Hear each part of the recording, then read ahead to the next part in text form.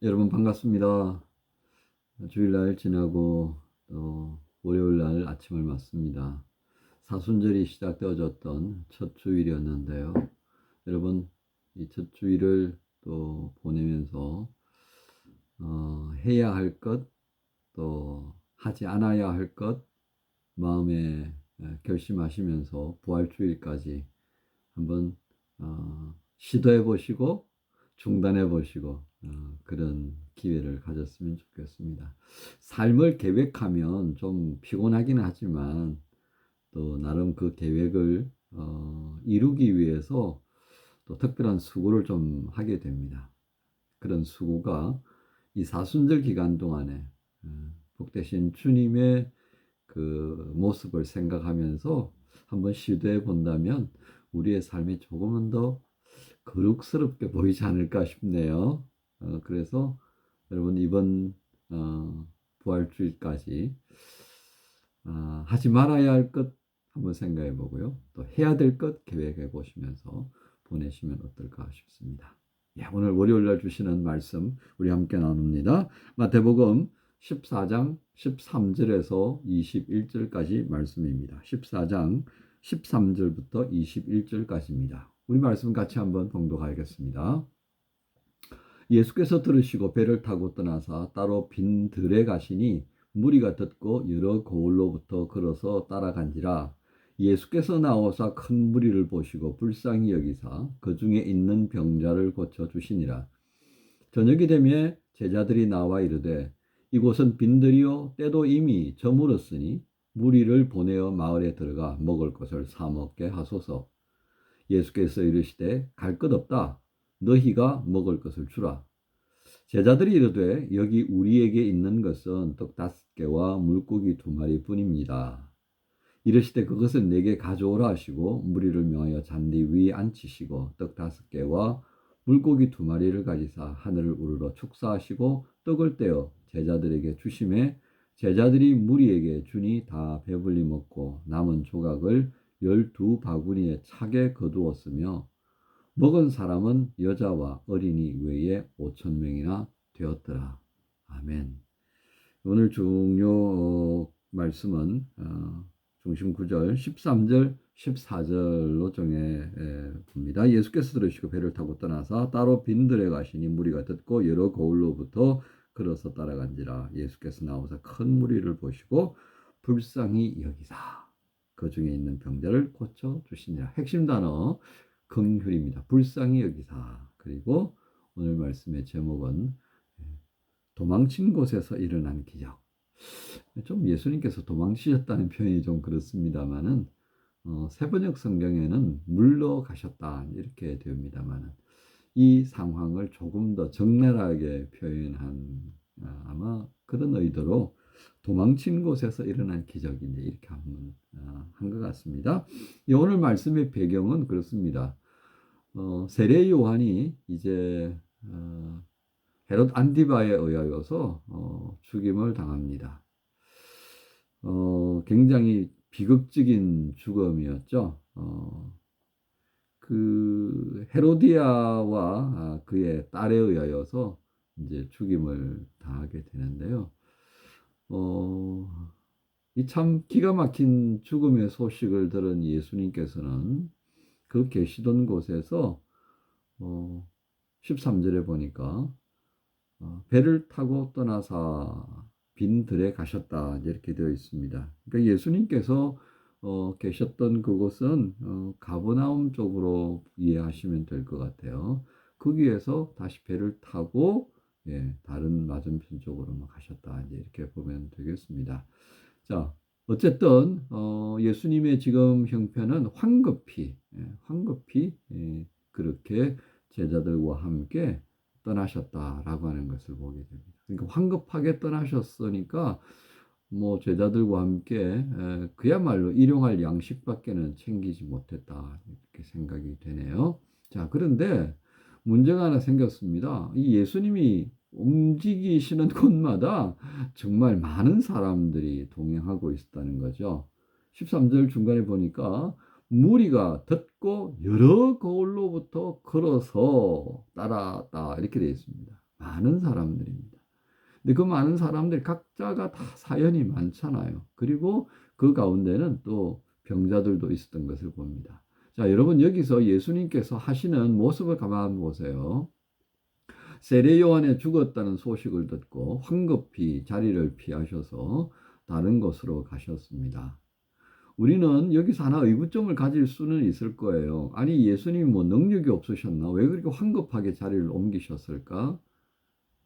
예수님께서 어떤 아주 비밀스러운, 아주 신비로운 그런 능력들을 보이십니다. 그럴 때마다 사람들이 예수님을 메시아로 인식하고 막 동네방네 떠들고 다니려고 할 때마다 예수님께서 뭐라고 말씀합니까?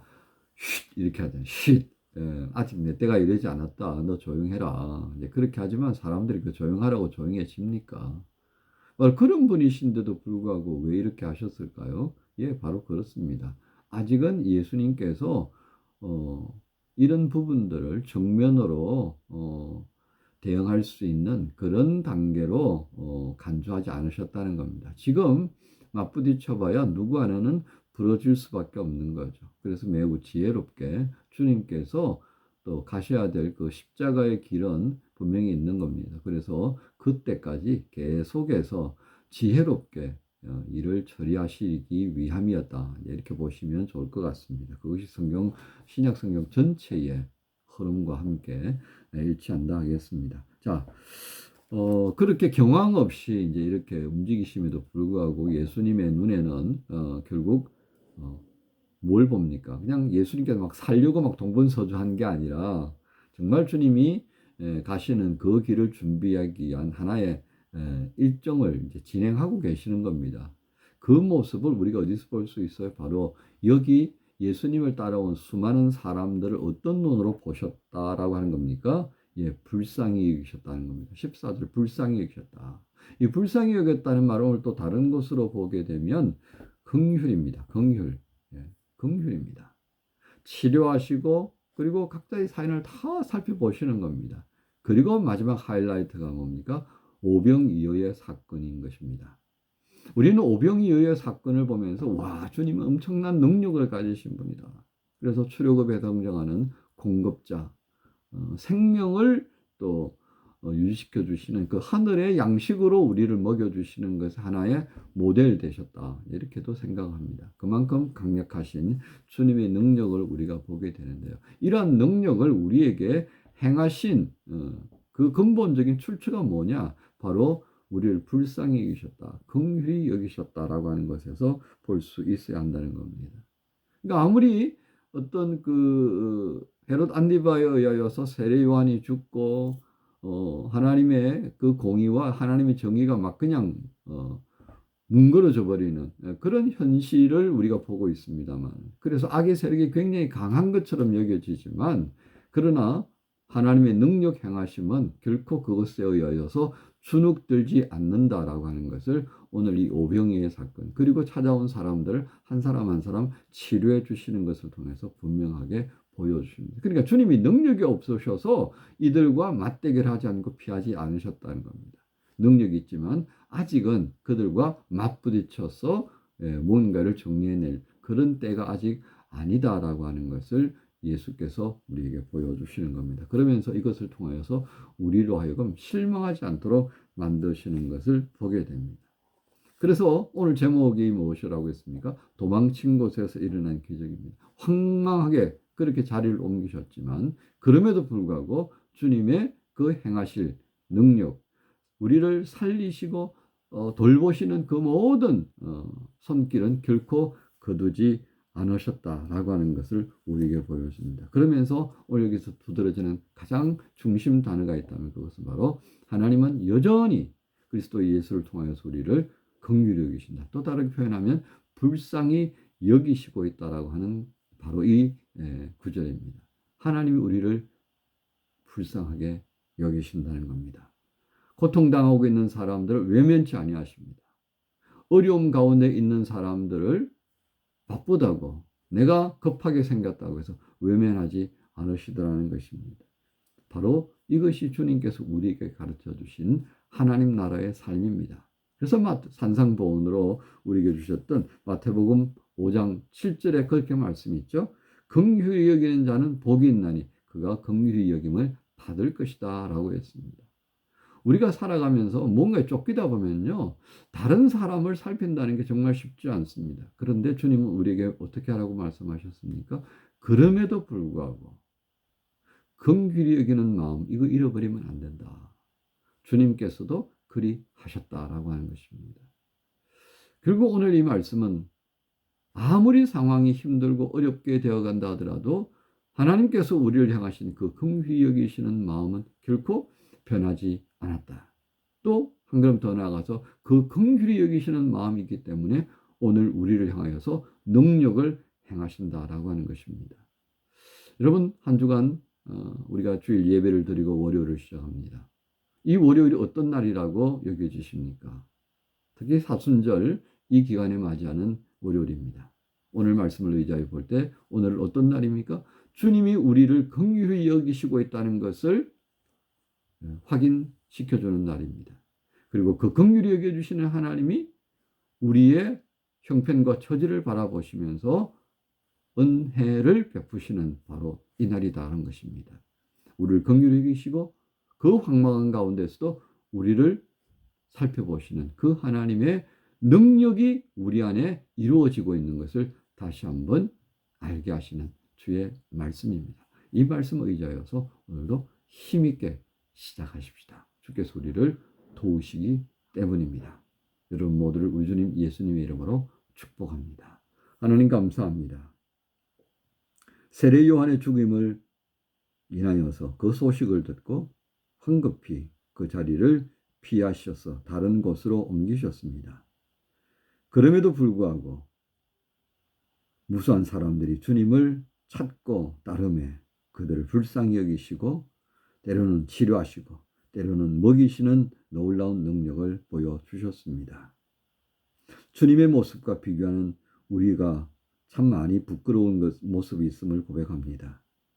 우리가 다급해지고 황망해지면 주님이 우리에게 말씀하셨던 그 모든 것들을 잊어버립니다. 그러나 오늘 우리에게 그럼에도 불구하고 너희는 이같이 행하라 하시면서 그 황망한 가운데도 우리를 향해 불쌍히 여기시는 마음을 뒤로 미루지 않았습니다. 능력을 우리를 위해 베풀어 주셨던 것을 봅니다. 그 주의 긍휼하심이 지금 여기에 이루고 있고 그 주님의 능력이 우리 안에 이루어지고 있음을 믿으며 오늘도 담대하게 이 월요일을 시작하라고 하시는 줄로 믿습니다. 감사합니다. 주님의 긍휼하심을 입고 주님의 능력 안에서 도우심을 입는 자들이 월요일을 시작합니다. 함께 하시는 줄로 믿고 우리로 하여금 이기게 하시는 예수 그리스도의 이름으로 감사하며 기도하옵나이다. 아멘.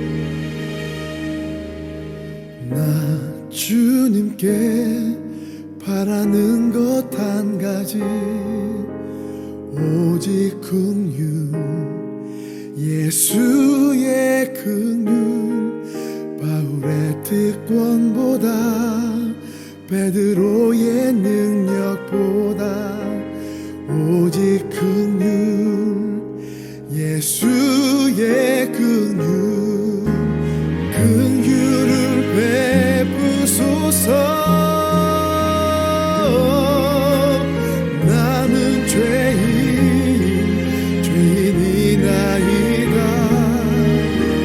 자비를 베푸소서